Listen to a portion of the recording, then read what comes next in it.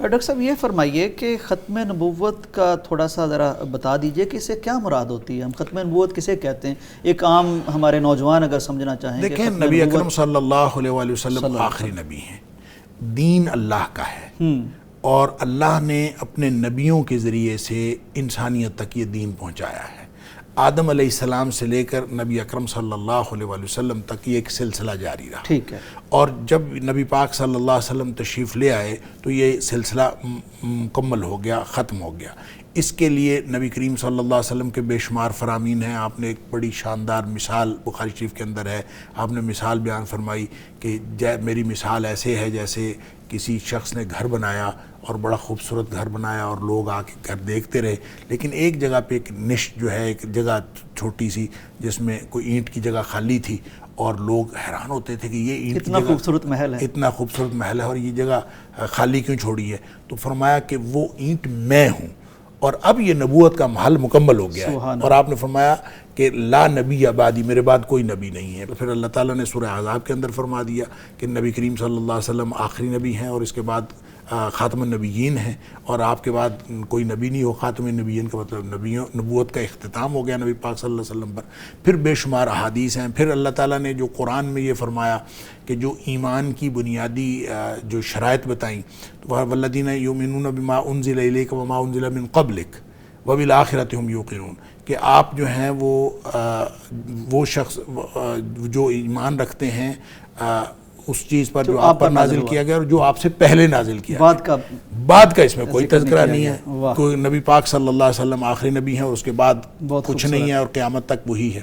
پھر نبی کریم صلی اللہ علیہ وآلہ وسلم نے فرمایا انا والساعۃ کہاتین، میں اور قیامت یوں ساتھ جڑے ہوئے ہیں، درمیان میں کچھ نہیں ہے. پھر نبی پاک صلی اللہ علیہ وسلم کا یہ فرمان کہ آپ نے فرمایا کہ مجھے جو رسالت دی گئی، آپ نے جو اپنے امتیازات کی بات کی تو مختلف جگہوں پہ مختلف امتیازات کی، لیکن مسلم شریف کی حدیث میں جہاں نبی پاک صلی اللہ علیہ وسلم فضلت علی الانبیاء بست، مجھے 6 چیزوں میں مختلف نبیوں کے اوپر فضیلت دی گئی. اس میں ایک بات جو نبی کریم صلی اللہ علیہ وسلم فرمائی، آپ نے فرمایا ارسلت الی الخلق کافہ، سبحان اللہ، میں ساری مخلوق کی طرف نبی بنا کے. اور اس سے پہلے کبھی یہ نہیں ہوا تھا. اب ظاہر ہے اس سے پہلے ساری مخلوق کی طرف نہیں. اور یہ گویا اختصار کے ساتھ یہ اس کا نتیجہ اور خلاصہ ہے جو اللہ کریم نے فرمایا کہ وَمَا أَرْسَلْنَاكَ إِلَّا كَافَةً لِلنَّاسِ، ہم نے تمہیں سارے انسانوں کی طرف بھیجا. تبارک الذی نزل الفرقان علی عبدہ لیکون للعالمین نذیرا. تو یہ جتنی باتیں قرآن نے اس طرح کی کہیں تو ان کا گویا خلاصہ نبی پاک صلی اللہ علیہ وسلم نے بتا دیا کہ ارسلت الی الخلق کافہ، ایک اللہ کی ذات ہے اور باقی ساری کائنات مخلوق ہے. سبحان اللہ. اور نبی پاک صلی اللہ علیہ وسلم اللہ کی ذات کے علاوہ باقی ساری کائنات مخلوق ہے، اور ارسلت الی الخلق کافہ، میں ساری مخلوق کی طرف نبی بنا کے بھیجا گیا.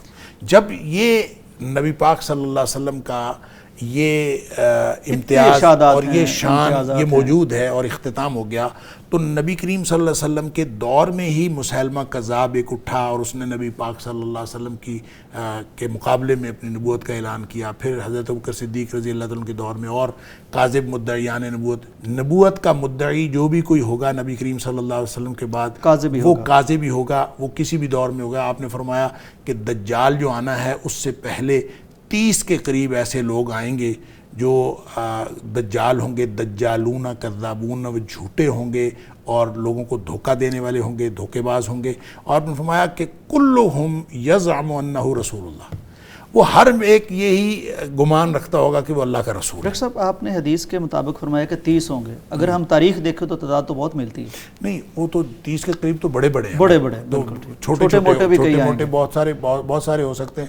ہر بندہ جو ہے وہ اس قسمت آزمائی کرنے کی کوشش کرتا ہے، تو اللہ تعالیٰ معاف فرمائے. پھر کسی نے کہا کہ وہ ذلی نبی ہیں، کسی نے کہا بروزی نبی ہیں، یعنی نبوت کے سائے میں ان کا جو ہے وہ اسی کے تحت میں نبوت ہے. کسی نے کہا کہ اسی کا اظہار، اسی نبوت کا اظہار ہو سکتا ہے. نبوت تو ختم ہو گئی لیکن اس کا اظہار ہو سکتا ہے. تو کسی بھی طرح کی نبی کریم صلی اللہ علیہ وسلم کی ذات اقدس کے بعد کوئی شخص، جب فائنلٹی آف پرافٹ ہوڈ کا مطلب یہ ہے، ختم نبوت کا مطلب یہ ہے کہ نبی کریم صلی اللہ علیہ وسلم کی ذات اقدس کے بعد قیامت تک کے لیے کوئی شخص جو ہے، کوئی فرد واحد وہ امت کا لیڈر ہونے کا دعویٰ نہیں کر سکتا کہ میں جو کہہ رہا ہوں وہ صحیح ہے. جب اس کی کی بات نبی کریم صلی اللہ علیہ وسلم کی بات کے مطابق ہوگی تو وہ صحیح ہوگی، اور اس کے مطابق نہیں ہوگی تو وہ صحیح نہیں ہوگی۔ یہ ہے ختم نبوت کا عقیدہ۔ لیکن اس عقیدے کے بعد ہم دیکھتے ہیں کہ یہاں بر صغیر کے اندر جو ایک لیٹسٹ فتنہ اٹھا، اس فتنے کی سرکوبی کے لیے یہ 7 ستمبر 1974 کو یہ قانون سازی ہوئی۔ اب میں یہ سمجھتا ہوں کہ پاکستان کا جو آئین ہے، جو کہ ایک اسلامی آئین ہے، اسلامی مملکت ہے، اور اس اسلامی مملکت کے اندر ہم جب اس ملک کی نظریاتی سرحدوں کے دفاع کی بات کرتے ہیں اور اس کی آئین کی دفاع کی بات کرتے ہیں، تو اللہ کے فضل اور اللہ کی توفیق سے ختم نبوت کا جو دفاع ہے وہ خود بخود ہو جاتا ہے۔ پاکستان اور ختم نبوت کا دفاع یہ ایک ہی چیز کے دو نام ہیں، اس کے اندر کوئی تفاوت نہیں۔